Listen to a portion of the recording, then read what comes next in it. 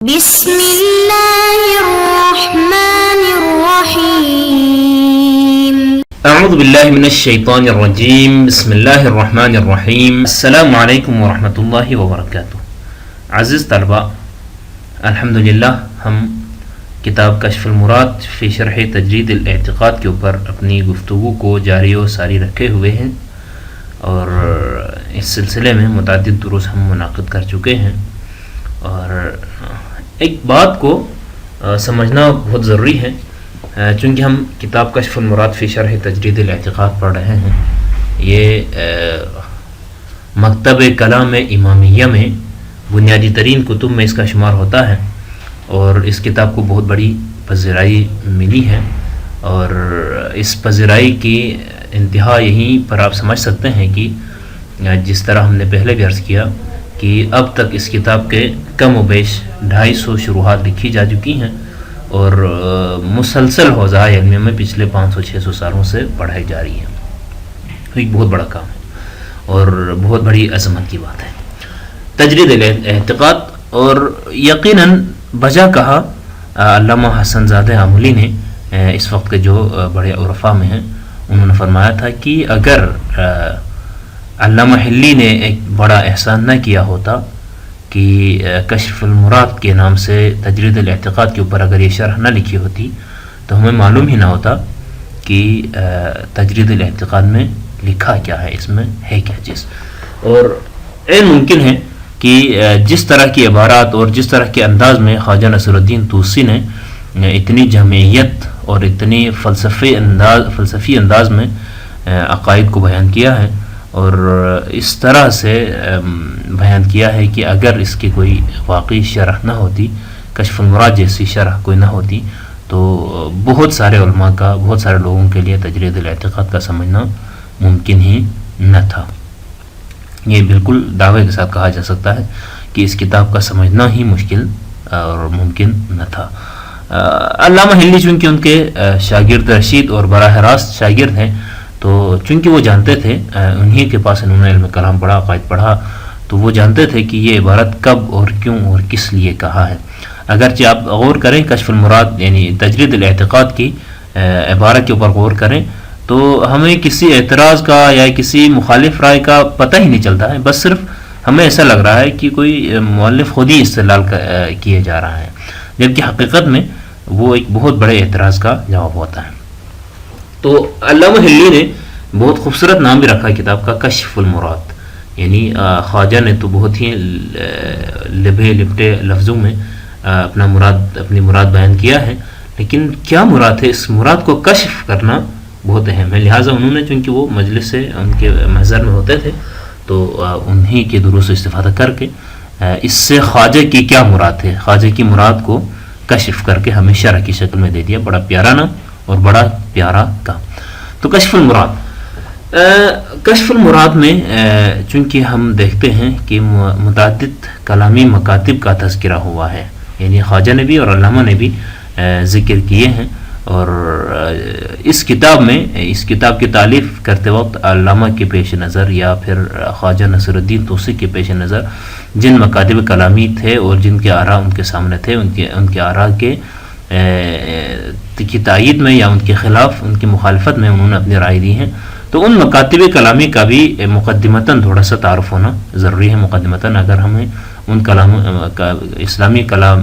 کلامی مکاتب کا مختصر سا اگر ہمیں تعارف ہو جائے تو معلوم ہوگا کہ یہ کون سا مکتب ہے اور ان کے کیا اقوال ہیں، کیا افراد ہیں، ان کے سائیکی ہمیں سمجھ آئے گی۔ تو اس درس میں بھی انشاءاللہ ہم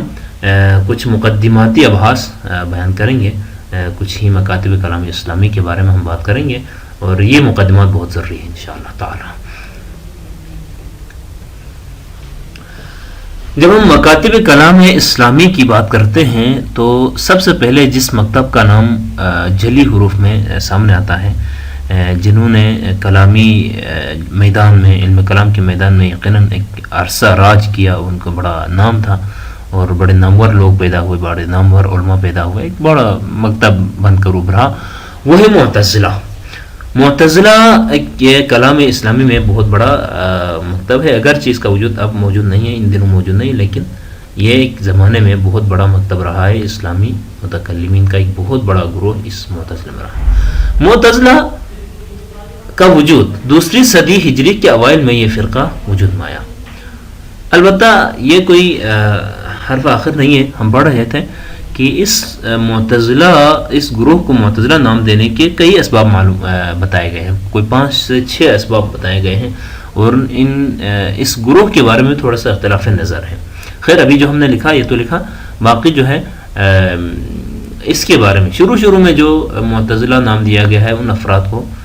جب حضرت علی علیہ السلام اور معاویہ بن ابو سفیان کے درمیان جنگ صفین میں آخری لمحات میں کسی نتیجے کے بغیر جنگ ختم ہو گئی اور فیصلہ حکم پر رکھنے کا کہا، حکم ان کا فیصلہ جو ہوگا وہ ہوگا، تو پھر حکم کے فیصلے میں جس طرح کی چالاکی عمر بن عاص کی طرف سے دکھائی گئی، اس کے بعد عالم اسلام میں شدید قسم کی اختلافات اور شدید قسم کے ناگفتبہ حالات پیدا ہوئے۔ ایسے میں کچھ افراد ایسے تھے جو حضرت علی علیہ السلام کے تھے، اس کے ساتھ ہیں، اور کچھ افراد، کچھ لوگ، کچھ گروہ معاویہ بن ابو سفیان کے ساتھ، اور کچھ ایک گروہ، بہت بڑا گروہ جسے خارجی کہا جاتا ہے یا خوارج کہا جاتا ہے، ان کا تھا۔ اور انہی میں سے کچھ لوگ ایسے تھے، انہوں نے جب یہ حالات دیکھے، امت اسلامی کا شیرازہ بکھرتا ہے، شیرازہ تو خیر نہ کہیں، امت اسلامی میں اس طرح کے اختلافات اور نئی قسم کی چالیں چلتی دیکھی، تو انہوں نے اپنے آپ کو دنیا سے معزول کر دیا، دنیا سے علیحدگی اختیار کی، یعنی وہ ایک رہبانیت کی زندگی گزارنے لگے، اور انہوں نے بس ہم اب کسی جنگ و جدال میں، کسی فریق میں، مخالفت میں نہیں آئیں گے، ہم اپنی مسجد کے حد تک اپنی نمازیں پڑھیں گے اور اپنا دین پر عمل کریں گے، کر کے ایک گروہ جو ہے اس سے الگ ہوا۔ اس کو پہلی بار اعتزال یا معتزلہ کہا گیا، اس چھوٹا سا گروہ کو، یہ ایک رائے ہے۔ اس کے علاوہ حضرت محمد بن حنفیہ کے کچھ پیروکاروں کو بھی ایک روایت کے مطابق معتزلہ کہا گیا ہے، لیکن جو سب سے زیادہ معروف جو بات ہے معتزلہ کے حوالے سے، وہ دوسری صدی ہجری کے اوائل میں یہ فرقہ وجود میں آیا، اور اس کا سب سے پہلا جو ہے پیروکار، اس معتزلہ فرقے کا سب سے پہلا پیروکار یا کہیں، یا اس کا امام کہیں، یا اس کا جو ہے جو بھی بانی کہیں، وہ عمر بن عبید تھا یا واصل بن عطا تھا۔ واصل بن عطا اور عمر بن عبید یہ دو شاگرد تھے حضرت حسن بصری کے، حسن بصری کے شاگرد تھے، اور ان کی مجلس میں رہا کرتے تھے، ان کی مجلس میں بیٹھا کرتے تھے اور ان سے استفادہ کیا کرتے تھے۔ کسی دن کسی مسئلے پر کسی حوالے سے ابو الحسن حسن بصری سے ان کا اختلاف ہوا، لہٰذا ان دونوں نے اسی مسجد کے اندر، جس مسجد میں حسن بصری درس دیا کرتے تھے، اسی کے ایک حصے میں انہوں نے اپنا حلقہ احباب بنایا، حلقہ احباب بنا کر وہاں پر درس کا سلسلہ شروع کیا۔ تو لوگوں نے انہیں کہا کہ حسن بصری کی مجلس سے اعتزال کر کے الگ ہو کر نکل گئے ہیں، تو لہٰذا ان کو معتزلہ کہا گیا۔ اسی طرح ان کو معتزلہ نام دینے کی ایک روایت یہ بھی بتائی جاتی ہے کہ ایک نابینا شخص تھا جو حسن بصری کی مجلس میں شرکت کیا کرتا تھا، ان کا شاگرد تھا، نابینا تھا، وہ مسجد میں آیا تو اسے جہاں سے درس کی آواز آئی تو وہاں چلا گیا۔ اتفاقاً وہ درس واصل بن عطا کی تھی، اس کا حلقہ احباب تھا اسی مسجد میں، تو وہ شخص وہاں بیٹھ جاتا ہے، تھوڑی دیر سننے کے بعد اسے معلوم ہوتا ہے یہ تو حسن بصری نہیں، یہ کوئی اور ہے، تو وہ شخص، وہ اندھا شخص، وہ نابینا شخص کھڑا ہوتا ہے، کھڑا ہو کر کہتا ہے کہ یہ تو معتزلہ ہے، لہٰذا وہ یہاں سے اٹھ کے چلا جاتا ہے، تو یہاں سے ان کو معتزلہ نام پڑا۔ بہرحال معتزلہ یہ نام پڑنا اور ان کی بنیاد اس میں کوئی شک نہیں ہے، عمر بن عبید اور واصل بن عطا اس کے بنیاد گزاران میں سے ہیں، جو حسن بصری کی مجلس سے الگ ہو کر اپنا حلقہ احباب بنایا تھا۔ ان لوگوں کو اہل سنت والجماعت کے عقائد سے الگ ہو جانے کی بنا پر بھی معتزلہ کہا جاتا ہے، ٹھیک ہے۔ اس وقت یعنی ایک ہی مکتبہ فکر تھا، اس حوالے سے کوئی علم کلام اتنا ترقی یافتہ نہیں تھا، تو ان دنوں حسن بصری کا بڑا چرچا تھا، وہ ایک بڑے عالم اور دینی امور کے حوالے سے بات کرتے تھے، تو اسی کو ہی اہل سنت والجماعت کا سلسلہ سمجھا جاتا تھا۔ اس مجلس سے اٹھنے کی وجہ سے ان کو معتزلہ کہا گیا۔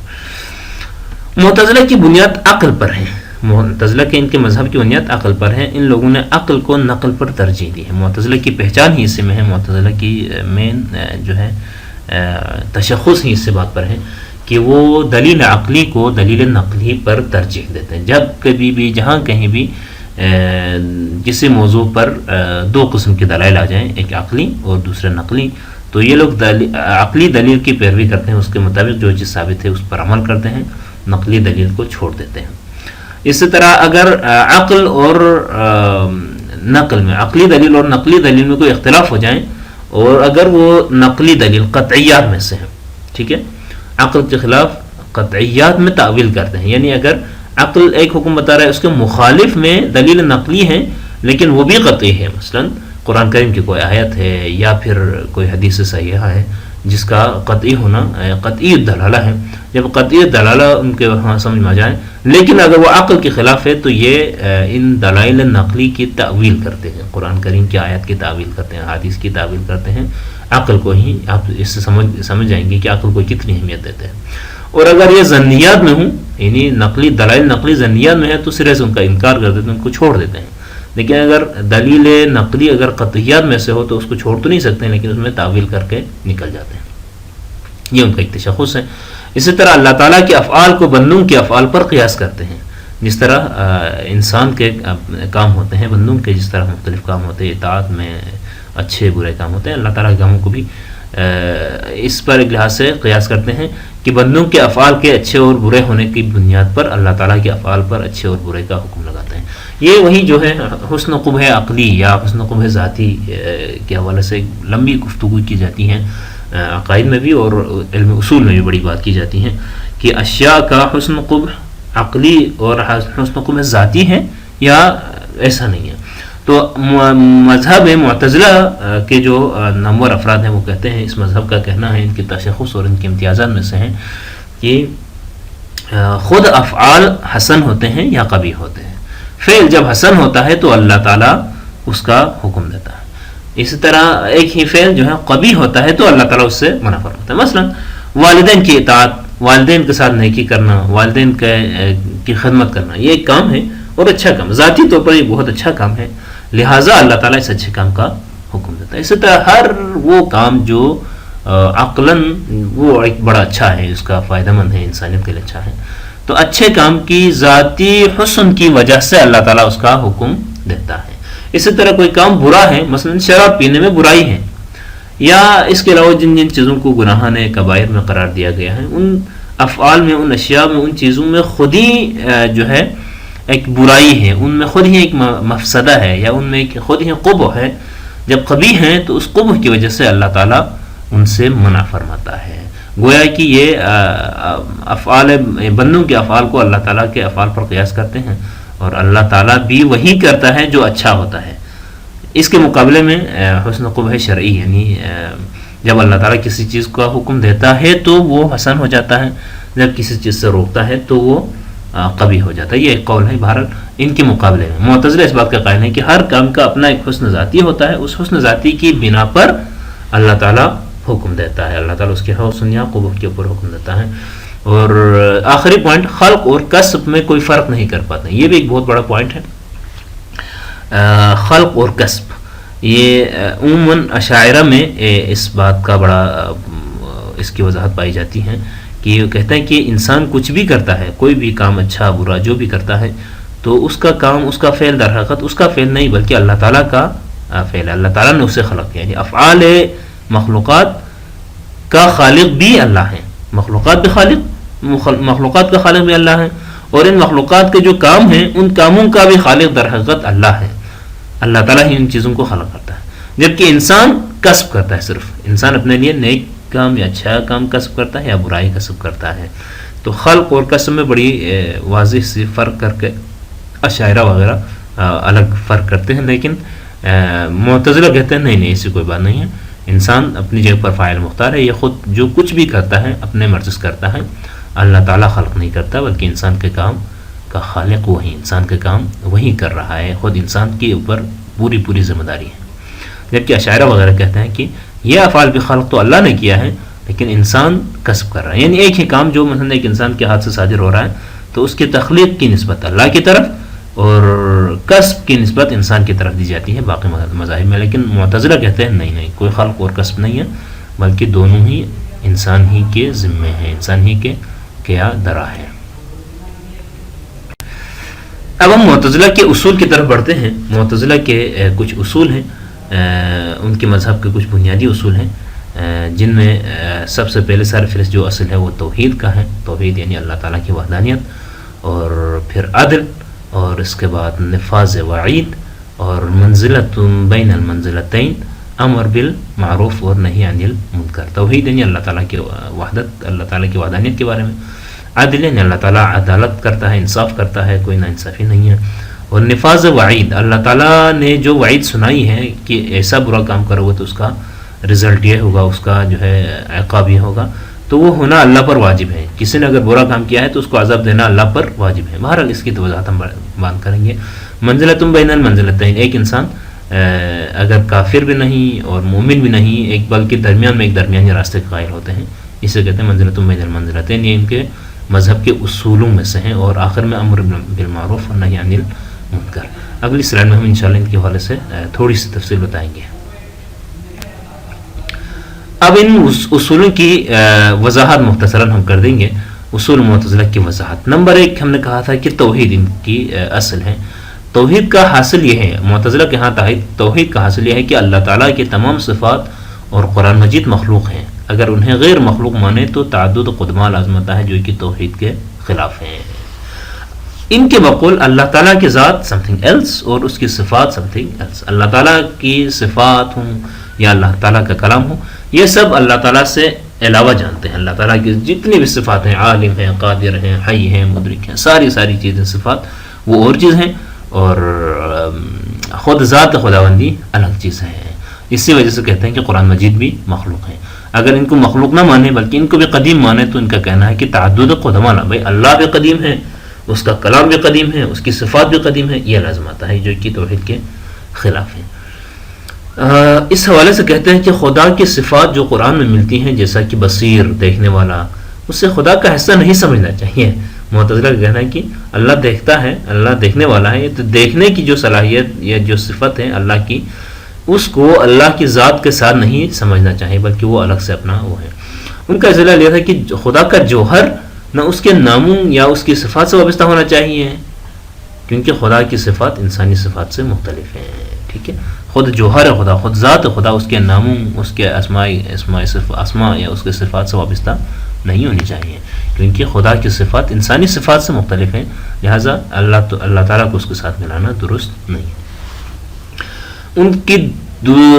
ان کا دوسرا اصل جو ہے اصول خمسہ میں سے دوسرا اصل کیا ہے؟ انصاف۔ معتزلہ عدل الہی کے قائل ہیں، عدل کے قائل ہیں، کہتے ہیں کہ انسان کی مکمل خود مختاری پر یقین رکھتے ہیں، یعنی انسان مکمل طور پر خود مختار ہے۔ اللہ تعالیٰ نے اسے خلق کیا، خلق کرنے کے بعد اسے انا ہدیناہ السبیل اما شاکرا و اما کفورا، انسان کو اللہ تعالیٰ نے خلق کیا اور اسے راستہ دکھایا، یہ اچھا راستہ ہے، یہ برا راستہ ہے، اب تمہاری مرضی، جس طرح چلنا ہے چلو۔ اب اللہ تعالیٰ نے اس کو پورے اختیار میں دے کر رکھا، مکمل طور پر اختیار دیا انسان کے۔ ان کا اصطلاح یہ تھا کہ انسانوں کو خود مختارانہ فیصلے کرنے کا حق خدا نے خود انسانوں کو دیا ہوا ہے۔ اللہ تعالیٰ نے خود ہی انسان کو فیصلہ دیا کہ آپ خود مختاری سے نیکی کا راستہ اٹھائیں یا پھر بدی کا راستہ۔ اور ان کا یہ بھی ماننا ہے کہ عقلی طور پر خدا کا رحم یا فضل کا استعمال کرنا انصاف کی خلاف ورزی ہے، جو خدا کی فطرت سے مطابق نہیں رکھتا۔ دیکھیں، ایک انسان جتنے کا مستحق ہے وہی اللہ تعالیٰ عطا کرتا ہے۔ ان کے مقول معتزلہ کا یہ بھی کہنا تھا کہ آپ جو بھی کماتے ہیں، جو بھی کام کرتے ہیں، اگر آپ نے اچھا کمایا ہے تو اتنا آپ کو ملے گا، اور اگر آپ نے برا کمایا تو اسی کا بھی عقاب آپ کو ملے گا۔ خدا تعالیٰ کے رحم یا فضل کا استعمال انصاف کے خلاف قرار دیتے ہیں لوگ، یعنی انسان کرے تھوڑا سا کام، اللہ تعالیٰ اس کے ریوارڈز کئی مرتبہ دے دیں، یہ نہیں ہے۔ یا پھر انسان کچھ بھی نہ کرے لیکن اللہ تعالیٰ پھر بھی اپنی طرف سے کوئی ریوارڈ دیتے ہیں، یہ انصاف کے خلاف قرار دیتے ہیں اور اللہ تعالیٰ کی فطرت کے مطابق قرار نہیں دیتے ہیں۔ یہ معتزلہ کا قول ہے۔ اور عقیدہ عدل کے اندر در حقیقت انکار عقیدہ تقدیر مضمر ہے۔ یہ جو عدل کا قائل ہے تو اس کا مطلب بھی یہی ہے کہ جس طرح دیگر مذاہب کہتے ہیں کہ سب کچھ جو ہے تقدیر میں لکھا جا چکا ہے، تقدیر میں موجود ہے، یعنی اللہ تعالیٰ نے ہی بنایا ہوا ہے سب کو، کس نے کتنا اچھا بننا ہے، کس نے کتنا برا بننا ہے، کیا کرنا ہے، یہ تقدیر میں لکھا ہوا۔ لیکن معتزلہ اس تقدیر کے ہی منکر ہیں۔ عقیدہ عدل، ان کا عقیدہ عدل کا مطلب یہ ہے کہ وہ تقدیر کے منکر ہے، وہ تقدیر کو نہیں مانتے۔ ان کا کہنا ہے کہ اللہ تعالیٰ شر کا خالق نہیں ہے، اللہ تعالیٰ خیر کا خالق ہے لیکن شر کبھی خلق نہیں کرتا۔ اللہ تعالیٰ کو خالق شر مانے تو شریر لوگوں کو عذاب دینا ظلم ہوگا، جو کہ خلاف عادل ہیں، جبکہ اللہ تعالیٰ عادل ہے، ظالم نہیں ہے. بھائی اگر شر کا بھی خالق اللہ ہے تو کوئی بھی انسان اگر کوئی برا کام کرتا ہے تو اس کی پوری ذمہ داری تو اللہ کے پاس جائے گی. تو اللہ ہی نے اسے یوز کیا ہے، اللہ تعالیٰ نے ہی اسے استعمال کیا ہے تاکہ وہ شر کام، وہ برا کام ہو جائیں. تو اس کا ذمہ دار بھی اللہ تعالیٰ ہے. لہٰذا اس بنا پر اگر آپ خالق شر مانتے ہیں تو اللہ تعالیٰ ہی اس کا ذمہ دار ہے. پھر اس بیچارے انسان کو اگر اس شر کی وجہ سے کوئی عقاب دے تو یہ خلاف عادل ہے، جبکہ اللہ تعالیٰ عادل ہے، ظالم نہیں ہے. یہ کچھ 2 اصول ہیں. انشاءاللہ باقی اصولوں کی طرف ہم اگلے ایک درس میں آگے بڑھیں گے. والسلام علیکم ورحمۃ اللہ وبرکاتہ.